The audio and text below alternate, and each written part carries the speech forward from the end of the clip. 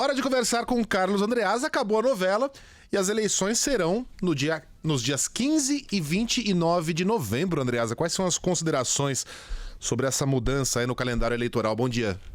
Fala, meu irmão Megali. Alô, Sheila Magalhães. Fala. Carla Bigato. Oiê. Bom dia para o nosso ouvinte querido. Então, votação em 2 turnos na Câmara, concluindo o processo, emenda constitucional, mais de 400 votos nos 2 turnos.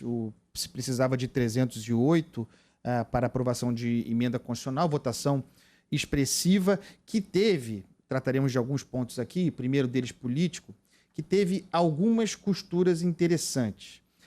Havia uma resistência muito grande do chamado Centrão, de início defendendo mesmo a extensão dos mandatos de prefeito, né, defendendo, portanto, a própria base, né, muitos interesses nas eleições municipais, nos mandatos municipais.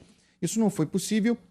Se passou por um segundo pleito de resistência, portanto, ao adiamento, que seria a manutenção das datas, com um argumento político eleitoral de que o adiamento seria muito ruim para os prefeitos que concorrerão à reeleição, porque ficariam ainda mais expostos ao impacto econômico da crise decorrente da Covid-19. O entendimento dos que resistiam, portanto, por essa razão, ao adiamento da eleição era de que um pleito mais curto, mantendo as datas, botaria menos peso, menos responsabilidade sobre os prefeitos concorrentes à reeleição, porque seriam beneficiados pela ideia de que a crise econômica não seria devida às suas gestões, mas à escalada da doença e os impactos evidentes. A ideia de que o adiamento, portanto, representaria, com a volta da normalidade, representaria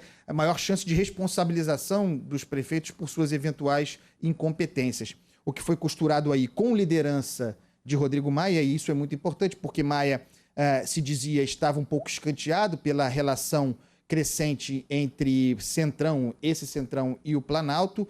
Maia toma de volta o protagonismo, costurando a solução por meio da prorrogação da MP 938, que é aquela medida provisória que garantia a estados e municípios a manutenção dos repasses do Fundo de Participação dos municípios e dos estados, mesmo em período de crise. Com essa medida claramente compensatória, prorrogada, os prefeitos que disputarão a reeleição entendem que, recebendo dinheiro em caixa até mais longamente, teriam condições competitivas de enfrentar os impactos da crise na economia. Teriam dinheiro em caixa para fazer aquilo que nós sabemos prefeitos que disputam a reeleição fazem no Brasil inteiro, que é obra, asfaltar a rua, mostrar serviço às vésperas da eleição. Isso foi costurado e aí está o resultado. Essa é a questão política. Restam 4 pontos que eu queria conversar aqui rapidamente. O primeiro deles, foi definido 2020 como limite. A eleição não poderá acontecer depois do dia 27 de dezembro. Em alguns casos, municípios que sejam identificados como tendo a curva ainda crescente da Covid-19 poderiam pleitear outras datas para a eleição, mas até esse limite de 27 de dezembro. Eu conversei hoje mais cedo com o presidente do TSE, do Tribunal Superior Eleitoral, Luiz Roberto Barroso. Mandei para ele 3 perguntas, 3 questões que eu acho muito importantes, e ele me respondeu assim. A primeira é a questão do horário, né, a possibilidade de se prorrogar o horário das eleições. Ele disse o seguinte: há uma possibilidade real de estendermos o tempo de votação, em vez das 8 da manhã às 5 da tarde, das 8 da manhã às 8 da noite. Isso aqui eu estou lendo o que me mandou o ministro Barroso. E estamos confirmando o proveito da ideia de reservarmos as primeiras horas de votação, de 8 às 11, por exemplo, para os que têm idade superior a 60 anos, evitando perigo de aglomeração para os que estão em grupo de risco. Então, tem também aí, para além da ideia de ampliação do horário, a estabelecimento de turnos, né, para proteger especialmente os mais velhos. Perguntei para ele sobre o uso da biometria, porque no final das contas significa lascar lá o dedão num monitor, onde quer que seja, e no momento em que se deve evitar esse tipo de contato, diz o ministro Barroso. Ainda não batemos o martelo, mas é muito possível que a biometria não seja utilizada nessas eleições. Terceiro ponto, perguntei para ele sobre o voto obrigatório, se seria possível flexibilizar para um voto facultativo, de modo a preservar as pessoas que têm medo e que vão estender os seus próprios períodos de reclusão. Disse o ministro, voto facultativo não foi uma das opções com que trabalhamos até agora, mas já foram cogitadas as seguintes opções, portanto, no Tribunal Superior Eleitoral. A.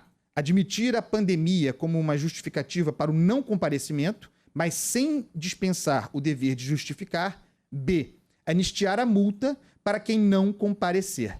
As respostas do ministro eu acho interessante, exclusivo aqui para nós. Ele admite, portanto, a possibilidade... ele não admite a possibilidade de voto facultativo. No caso de não comparecimento, ficariam as pessoas, portanto, precisando justificar, mas com a possibilidade de terem as multas para quem não comparece, anistiadas, pessoal. É isso.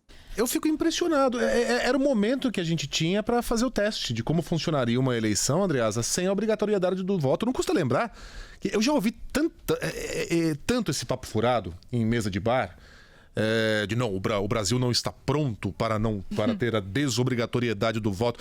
Que papagaiada. Primeiro que é uma questão de princípio.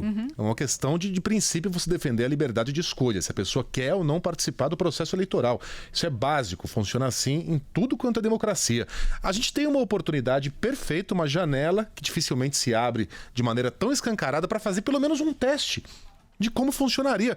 Eu tenho a impressão que a abstenção não seria maior do que ela já é hoje no Brasil. Até porque as pessoas não se importam de não votar. A multa não chega a R$5. É irrisória, né? É irrisória. Pra quê? A gente tá falando de uma formalidade. Quando a gente fala que é obrigatório, é uma formalidade, na verdade, né? Porque na prática, vai lá, paga a multa e tal e não vota. O que tem gente que faz isso no final das contas, né? Mas a gente tá tão agarrado nessa papagaiada que nem com pandemia isso é cogitado, né, Andreasa?